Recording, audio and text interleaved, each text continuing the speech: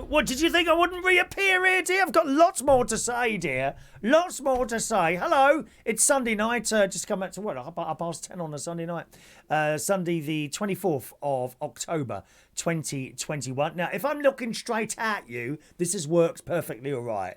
If I'm kind of looking to the left and the background doesn't look quite right, like it doesn't go quite far enough across, it means I'm using the backup camera because I'm not used to sort of doing recordings on this thing just live. All right, my darlings. So, hello. I thought I'd just tell you about my coronavirus vaccine injection, another couple of bits and pieces this evening. And I had my coronavirus booster vaccine on Friday afternoon. And the result of that is I am now superhuman, as you can tell. As you knew already. Superhuman. Okay, so here's the side effects. I had the vaccine booster injection at about 1 o'clock. I had to go to the doctor anyway for a asthma review, and they want to change this thing. I don't use the preventer, and they always moan if you don't use a preventer, because in the morning I wheeze a little bit. Not too much, nothing to worry about, but that means apparently my airways are constricting, so I really should use the preventer. Now, the reason I don't use the preventer is because it gives me blisters in my mouth. Not pleasant at all. It feels, and sometimes it's down your throat, and it feels like there's something stuck down there, you know? And there isn't. It's a blister comes up. Doesn't last very long, but it's very unpleasant, and that's why I don't use it. So what they've done, the Dr. Simon, very nice man, he's going to give me a dual inhaler, which apparently is a preventer and a reliever in one, and you have 2 puffs in the morning and 2 puffs at night, and that's it, hopefully, and that will work. So we'll see how that gets on. And while I was there at that appointment, I was in there 45 minutes at least, asking me all these questions, you know, have you ever smoked? Does it stop you doing exercising and stuff like that? Anyway, it's quite an interesting conversation I had with him anyway, and listening to the bits and pieces that he was talking about. But I had my coronavirus booster injection, so that's the third one now, okay, while I was there. That was at 1 o'clock in the afternoon, just after I went swimming. I cycled down to there, and that was fine. And then throughout the course of the day, it all seemed fine, to be honest. I had a little sleep in the afternoon, sort of between 2 and 4, about 1:30 and 3:30. At 4 o'clock, I left my house to go to work, and I was aware of a very, very slight ache in my arm where the injection had gone on. All right. I turned up to do my karaoke night that I do every week at Central Station Bar in King's Cross. Okay. So I turned up there, got there about 6:30, set up, and off I went. All seemed to be well, and then round about 9:30, this pain I noticed had got worse, much worse, okay, to the point of hurting. It actually hurt, and it was difficult to lift things, you know, sort of, ooh, every time you're trying to move it. It was like, I can't explain it really, like perhaps someone had given it a really good punch.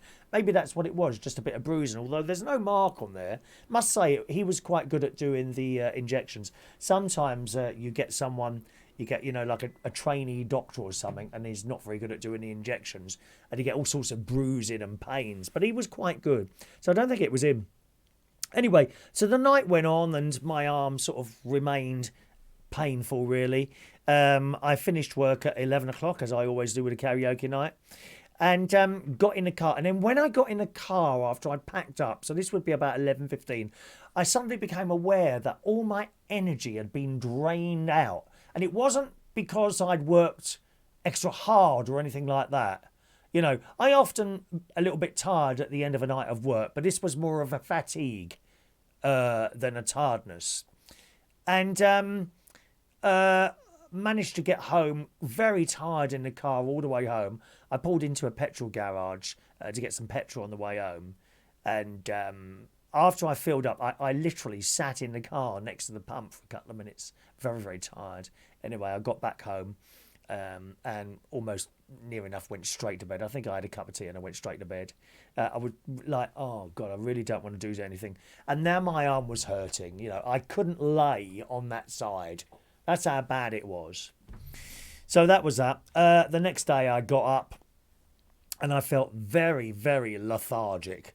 cancelled my swimming, didn't want to do anything at all. I was just so tired, but I managed to, I wanted to do something, do you know what I mean? So I went out and did a little bit of a litter pick, sort of around the houses and what have you. Filled up a bag, come back here, had lunch, and I'm really tired. My mate came over and he said, "You all right?" I said, "No, I know what it is." I said, "It's the vaccine," because often if I've had like flu injection or something like that, I'm often a little bit like that the next day. Sometimes nothing. Sometimes no reaction at all. Other times aching arm. And I also had a bit of a headache, to be honest.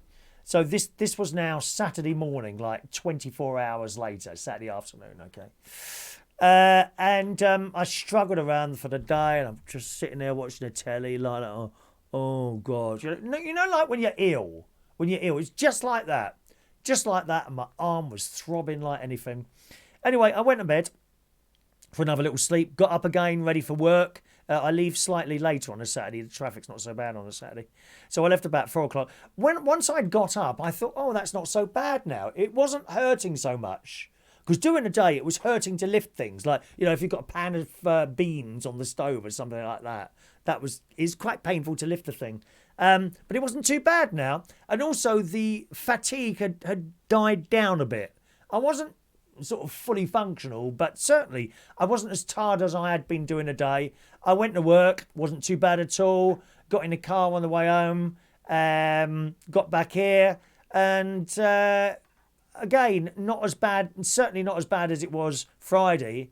And then along comes today, Sunday morning. I woke up. What time was it? About 8:30. I woke up and I'm fine, completely normal now. I wouldn't know I'd had any sort of injection. So if you've got a coronavirus booster injection coming along, maybe for safety, I mean, you might not get any symptoms at all. You know, it's just how it is. I think it all depends on the person. We all react different ways to different things and at different times as well, you know. Maybe I'll have the coronavirus injection, the next one I'll have no effect at all. The first two weren't too bad. This was probably the one where I felt most tired afterwards. You might not have it at all, but if you are having that third coronavirus booster, my advice to you would be don't have anything arranged for certainly 24 hours, maybe 48. You know, don't, and I knew I was taking a risk. When I had it done on the Friday afternoon and I've got from work Friday night, I did know that. But actually, it was workable through it, you know. I'm not one of those people. Ow! Oh, hello, I can't come to work. Oh, I've got a sore throat. Oh no, I've got a little cut on my finger. I can't work. No, I can't. Oh, I can't. Oh, I can't work. No, I'm not one of those. I will turn into work unless there's something seriously wrong. But for safety point of view, if you're having a coronavirus injection and you possibly can have nothing sort of planned for the next 48 hours afterwards, that would be my advice to you. All right. How was your coronavirus injection? Have you had one at all? Perhaps the booster, you've had a booster or something. Tell us about it. You can put a little message underneath this video somewhere and I'll read it out on the next show. I think that's probably the best way to do this sort of recording. Or you can send in a message if you want to, you know, on the email, chris@unitedkingdomtalk.co.uk. But I know you like to put comments on the bottom there, so feel free to do that. The comments are kind of moderated, so, you know, I have to say yes to it. That stops stupid people making stupid comments. We had one on at the karaoke, actually. Two people kept saying, or two phone numbers sent texts in for people that weren't actually there. Well, those numbers are blocked straight away, so you won't be able to do that again, sunshine, whoever that was. All right. So that's my coronavirus thing. And my it was two great karaoke nights. And who turns up on Friday night? Only Owen Jones, a little lefty activist boy.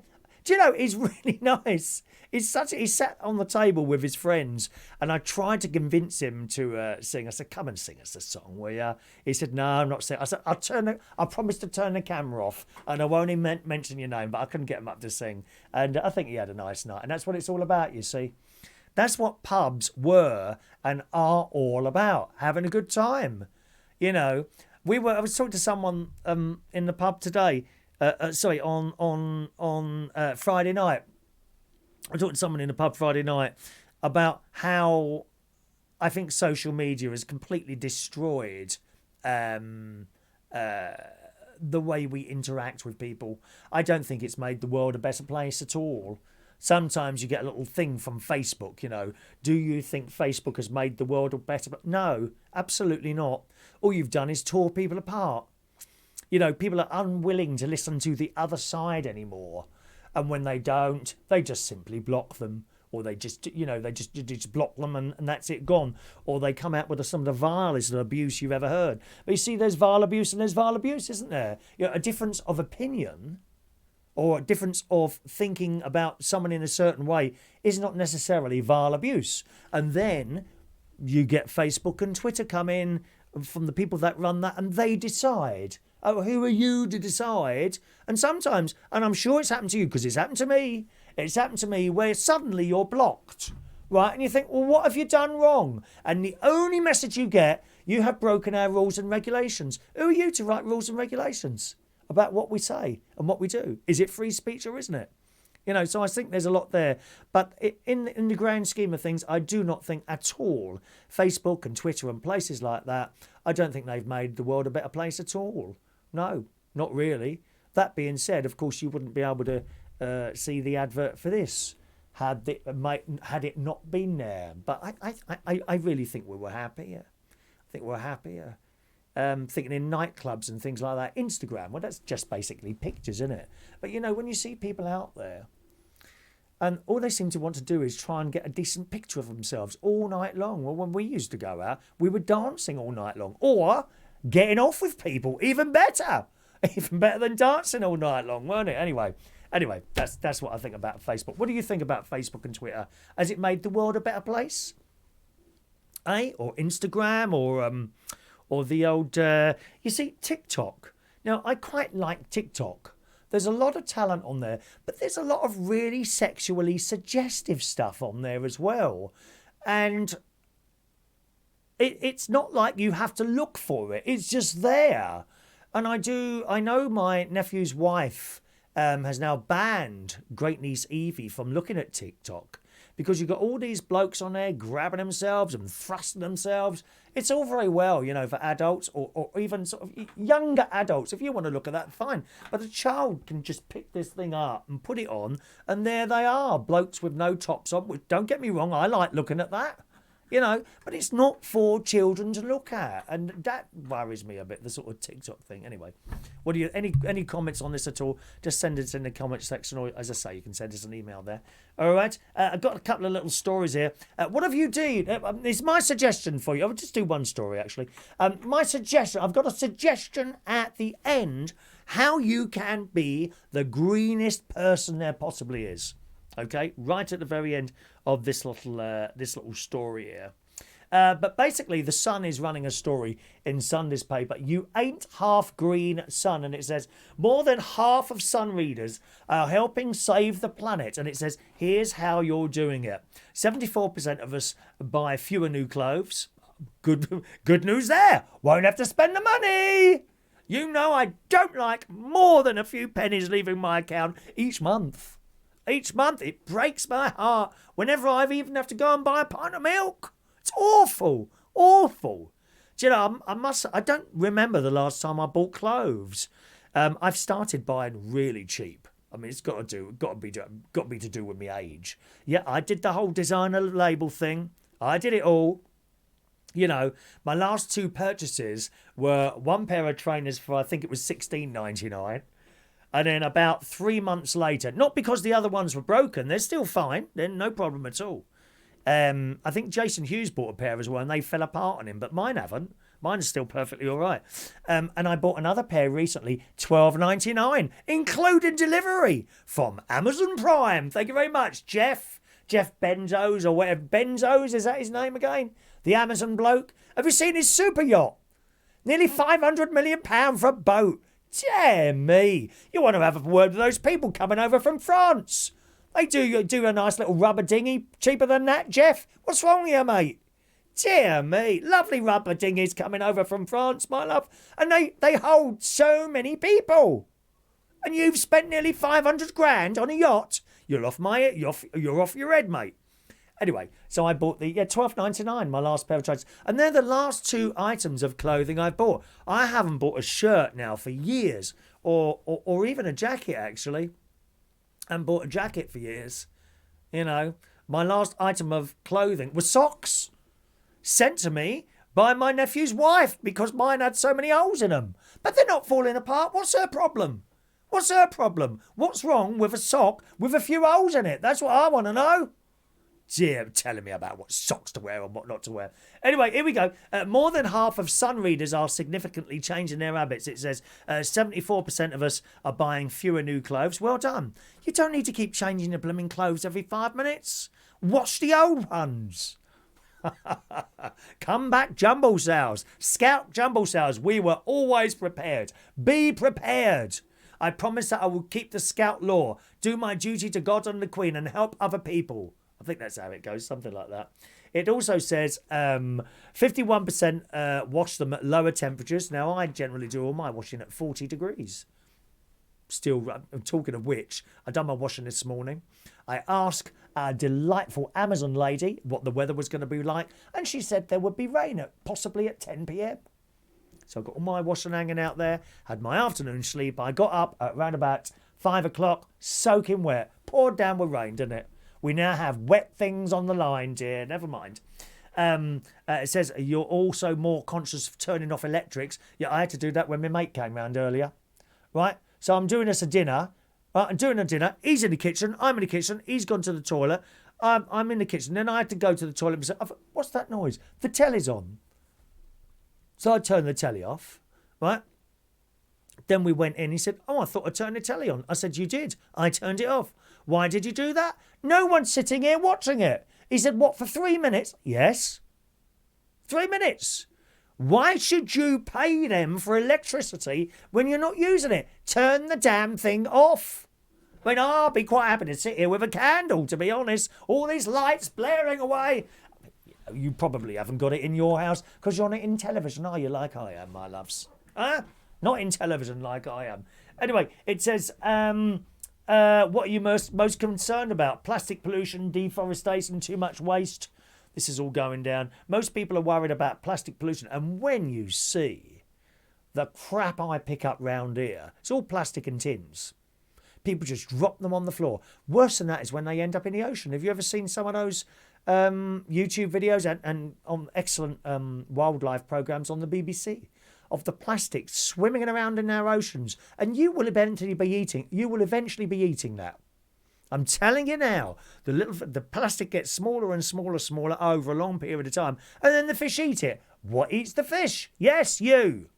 It'll be in you, dear. We need more vegetarians. Then it won't. I don't think you can get a bit of plastic in a carrot, but I may be wrong. I'm not a scientist. Okay, and it goes on like that. What people do and what have you. You know what I've done. What have you done? Have you changed your life at all to help the planet? I'd love to know if you have. Either stick a little message in the comments section under here or send us an email, chris@unitedkingdomtalk.co.uk. The simplest of things, or maybe you've done something expensive. I mean, I've had solar panels on the roof. Funnily enough, I looked at those the other day and I think they've been... I'll tell you when they were up. Hang on a minute. Just a minute. 2006 I had those put up. 16, 17, 18, 19. 15 years I've had my solar panels. I can't believe that. 15 years I've had my solar panels. And I generally get electricity bills, certainly during the summer, of about £25 a month. And a little bit more in the winter. I can't remember what the last bill was, actually. Perhaps I'll dig it out. If you ask me, I'll dig it out for you. But have you done anything like that? I've got my solar panels on the roof. I've got a hybrid car. I'm hoping to get an electric car next time. There's a lot of people out there. Oh, electric cars. Oh, what are they going to do with the batteries? They've got something to do with the batteries. Don't you worry about that. They have. Oh, yeah, but we're still burning coal to make the electricity. Yes, at the moment. You can't just change it like that. It all takes time. More windmills are coming. Oh, but you don't get any electric when the windmills don't blow or the sun's out. Oh, the sun goes out, though. The sun goes out, then we go and get... Well, then we've got hydroelectricity. I mean, you've got to be hard done by if there's no more sun, no more wind, and no more water coming down. That would be a disaster. Not going to happen. The one thing we can't do properly yet is store the stuff. But those batteries are coming, and it'll take a period of time, but eventually. So I would like an electric car next. I certainly I walk and cycle everywhere that I possibly can. Generally, the car only comes out to go to work, because I have to carry stuff in and out, and to go up north. It's practically to go up north on a train. Well, I've got to carry bags. You couldn't really do it, to our Lincolnshire Waterside Media Centre. Anyway, that's it. Hope you enjoyed our little bit of a chat. I should have a bit of music here to finish with. I can't find it now. Oh, here it is. We've got to have a little bit of music, haven't we, to finish off our show? Otherwise, it wouldn't be normal, dear. Don't forget, put your comments section under there. Put your comments in the section under there, and I'll bring them up on our next little show. Hit the subscribe button and the like button as well, and you'll get regular updates of the crap that I bring to you. Cheerio.